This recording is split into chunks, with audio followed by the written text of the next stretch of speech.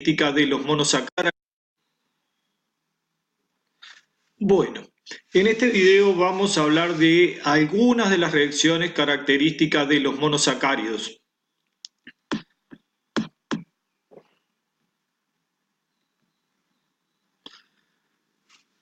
Una de las reacciones características es la epimerización. No sé si ustedes se acuerdan, epímeros son aquellos isómeros ópticos de los monosacáridos o de los glúcidos en general que difieren en la ubicación de un solo carbono quiral. Mediante la epimerización, que es una reacción que se realiza en medio básico, se produce cuando un glúcido se encuentra disuelto en agua en un medio básico. Este glúcido siempre está en equilibrio con un epímero a través de la formación de un enol, o otra interpretación es de la formación del ion enolato. Se ve acá representada esa reacción. Cuando un glúcido está disuelto en medio el medio básico hay exceso de hidroxilos. El hidroxilo, como ustedes se acuerdan, es un nucleófilo. Comparte un par de electrones con el hidrógeno y de esa manera se forma agua, con el hidrógeno adyacente al carbono que está en el carbono siguiente al grupo carbonilo. De esa manera se forma un anión enolato, porque el hidroxilo, al compartir sus electrones, se lleva el hidrógeno, forma agua. Ese par de electrones que queda libre forma un enlace doble entre los carbonos. Eso a su vez está en una reacción en equilibrio con el agua, en la cual se rompe una molécula de agua y ese par de electrones puede nuevamente unirse con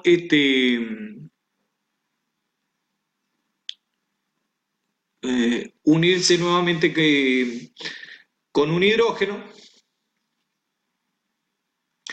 pero como en este caso es un carbono quiral, pero en el enolato, por tener un doble enlace y tener hibridación sp2, este carbono no es quiral. Al volverse a unir el hidrógeno se puede unir hacia el lado opuesto, o sea, cuando se restablece la quiralidad puede unirse hacia el lado opuesto y ahí formarse un epímero, como en este caso la glucosa, que en el carbono 2, mediante este mecanismo, se invierte y se convierte en manosa. Bueno, esto lo que indica es que cada vez que yo tengo disuelta glucosa o cualquier otro glúcido en un medio básico, va a estar en equilibrio con uno de sus epímeros en el carbono adyacente al grupo carbonilo.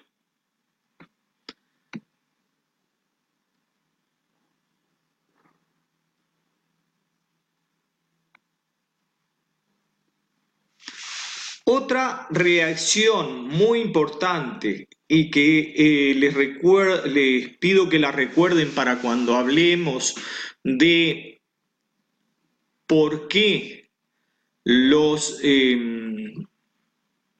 las cetosas son oxidables, es el mecanismo del reordenamiento enodiol de un monosacárido catalizado por una base. O sea, el reordenamiento del que estamos hablando muestra que están en equilibrio en medio básico siempre la forma aldosa y la forma cetosa de un glúcido.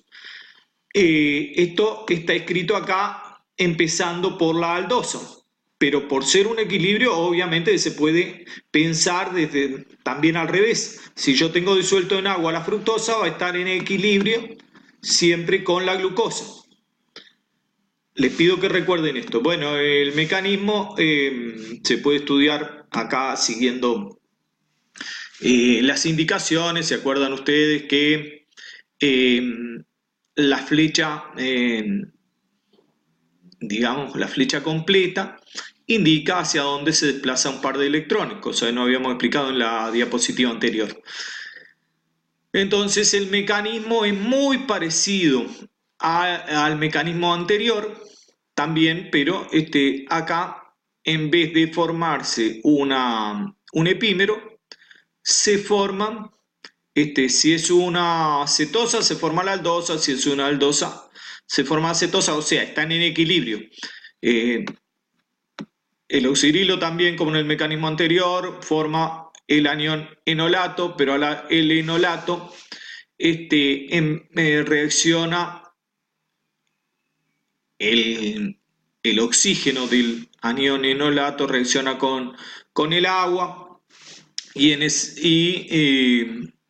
comparte un par de electrones y en este caso se forma un hidroxilo. A la vez después se reacciona con el agua atrayendo un hidrógeno, como en el caso también de la epimerización, comparte los electrones pi con un hidrógeno del agua. La diferencia está en que acá el oxígeno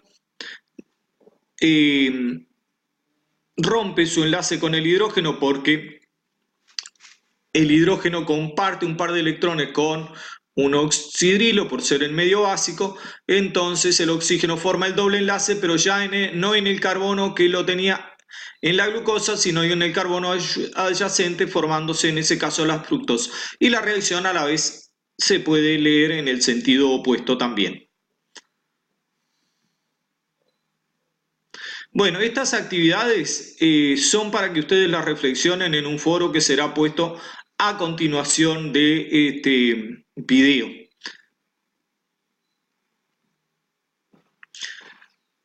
Bueno, otra reacción es muy importante de los glúcidos que permite obtener otras sustancias, en este caso como los alditoles, es las reacciones redox de los monosacáridos. También las reacciones redox se usan para identificación de glúcidos, especialmente la oxidación. Acá pusimos en primer lugar la reducción. En la reducción pueden ver ustedes que no vamos a entrar en detalles en el mecanismo, después ustedes lo ven, pero lo que importa acá es el tema de la reducción del grupo aldehído. En el grupo aldehído, si ustedes evalúan el número de oxidación del oxígeno, acá vemos, el hidrógeno tiene número de oxidación más 1. El oxígeno tiene número de oxidación menos 2. Por lo tanto, el carbono, para que sumen 0, tiene número de oxidación más 1 también. En cambio, acá, si miramos, cada oxígeno tiene número de oxidación menos 1, por lo tanto más 1, por lo tanto 2 hidrógenos implican número de oxidación más 2. Este otro hidrógeno también tiene más 1, o sea, más 3. El oxígeno tiene menos 2. Por lo tanto, para el sumen 0, el carbono tiene menos 1. Por lo tanto, se redujo de más 1 a menos 1.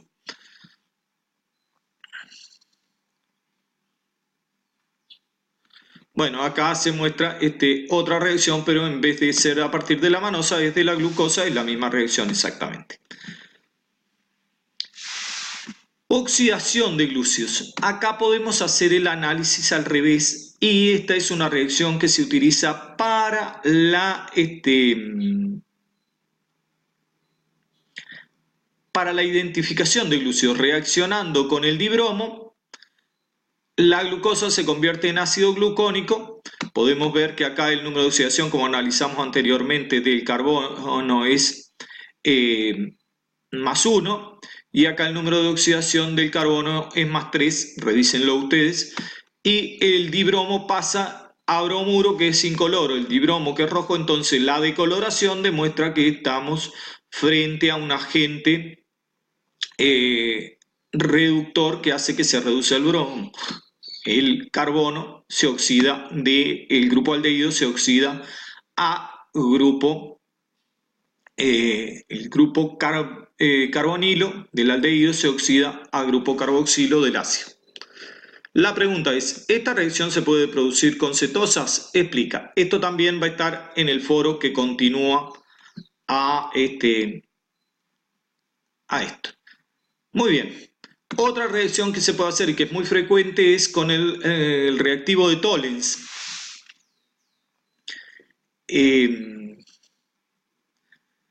Con el reactivo de Tollens, que en realidad es nitrato de plata en medio amoniacal, el amoníaco lo que hace es facilitar que no precipite el hidróxido de plata, porque ya ven que esta reacción se realiza en medio básico, y también el grupo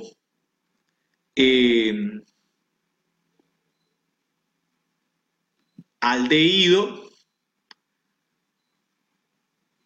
se oxida a grupo, el grupo aldehído, el grupo carbonilo de los aldehídos se oxida a grupo carboxilato de los ácidos carboxílicos. Y la pregunta, se usa normalmente, como les decía, nitrato de plata. La plata más 1 se convierte a plata y forma un espejo, o sea, una capa muy delgada, brillante en el fondo del tubo de ensayo en el que se efectúa la reacción. Por eso se le llama habitualmente reacción del espejo de plata. Bueno, lo que yo les pido es que ustedes razonen a partir de este esquema y de lo que estuvimos hablando en las diapositivas anteriores si esta reacción permite diferenciar aldosas y cetosas y lo comparen con el caso anterior de la reacción con dibromo. Otra reacción muy característica de los glúcidos es a partir de glúcidos de cadena más corta la obtención de glúcidos de cadenas más largas. Una de esas reacciones es la síntesis de Kiliani-Fischer. Y otra reacción también bastante característica es al revés, el acortamiento de la cadena, uno de cuyos ejemplos es la degradación de Walsh, que en este caso muestra el ejemplo como a partir de una hexosa se obtiene una pentosa. Bueno, muy bien, acá estamos terminando este video.